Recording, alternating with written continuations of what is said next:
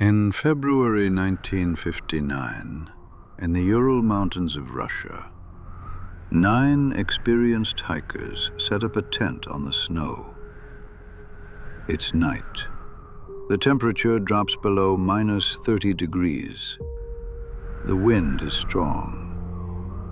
Inside the tent, the group is sheltered. They've faced difficult days. They're exhausted. Outside, the wind keeps rising. Then, in the middle of the night, something changes. Something forces them to leave. Not one by one, not calmly, but all at once. The tent will later be found cut open from the inside. Their shoes are still there, their clothes too. The footprints show a desperate escape into the snow. Some barefoot, others in socks. No one survives. And what was found doesn't make sense. This is the mystery of Dyatlov Pass.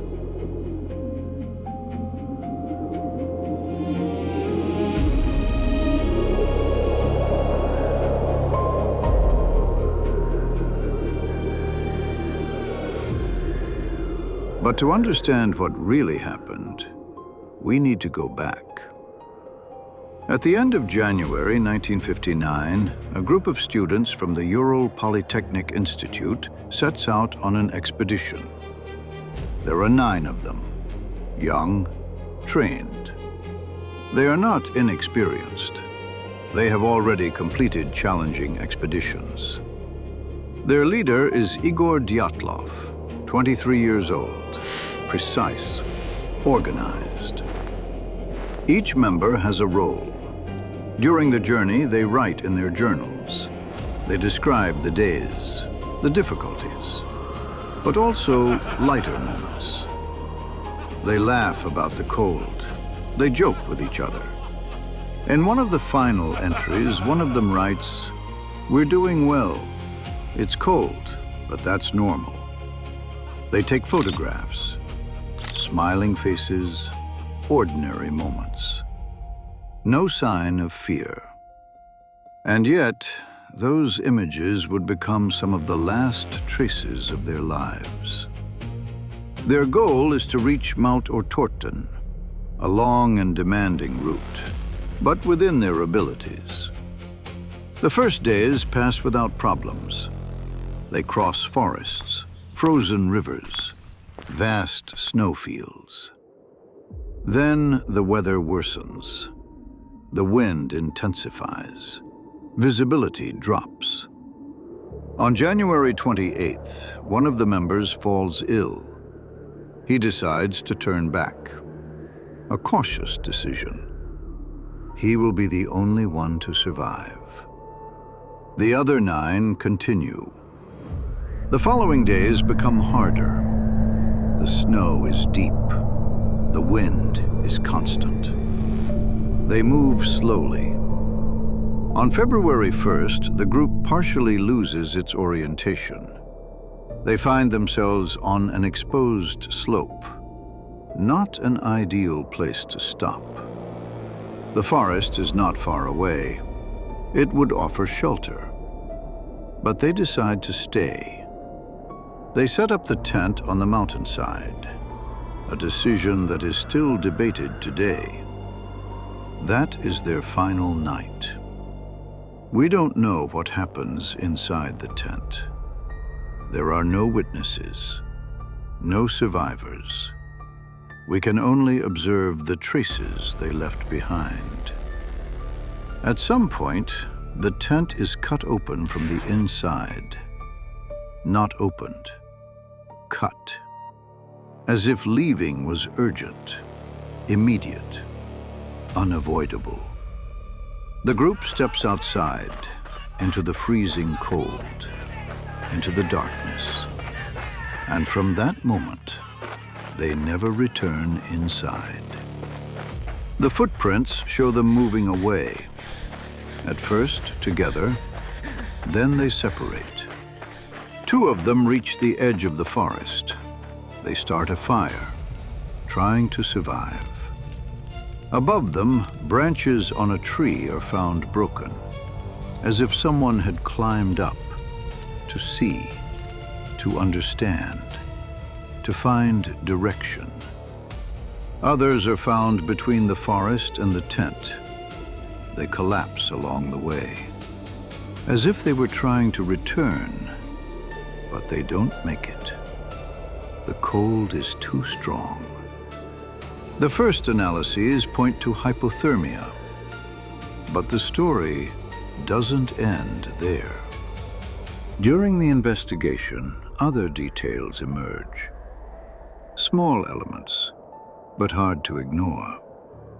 Some rescuers report seeing lights in the sky, orange lights, moving. Witness accounts recorded, but never fully explained. Some clothing does not belong to the person wearing it, as if they had taken whatever they could find to survive.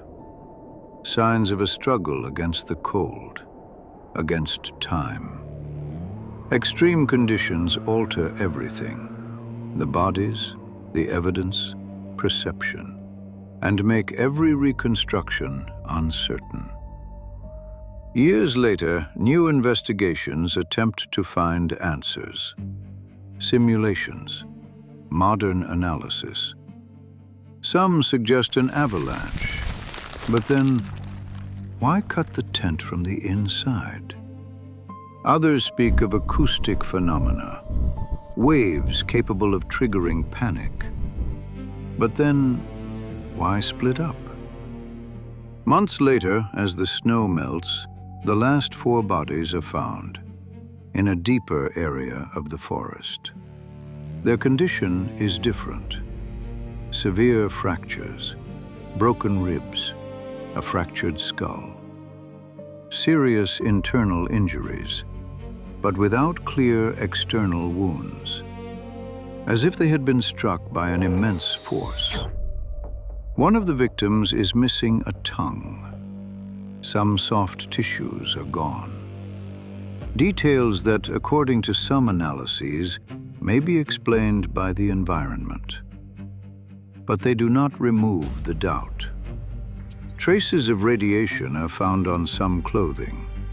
Not high, but enough to raise new questions. Investigators analyze everything: the traces, the positions, the conditions. But something doesn't add up.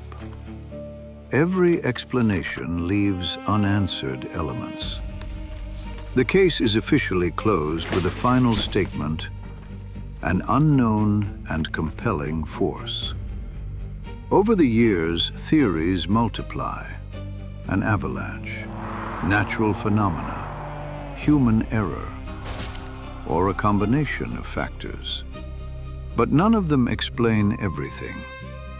Why did they leave the tent like that? Why without equipment? Why split up? Why not go back? What could drive 9 experienced people to make such extreme decisions? Even today, Dyatlov Pass remains one of the most discussed mysteries. I am Armil. I observe the world and tell what seems to defy explanation. If you enjoyed this journey, you can support the channel with a like and by subscribing for more stories. But one question remains. That night, in the Ural Mountains, it wasn't just a group of hikers that died. What remained is an enigma that still today no one can explain.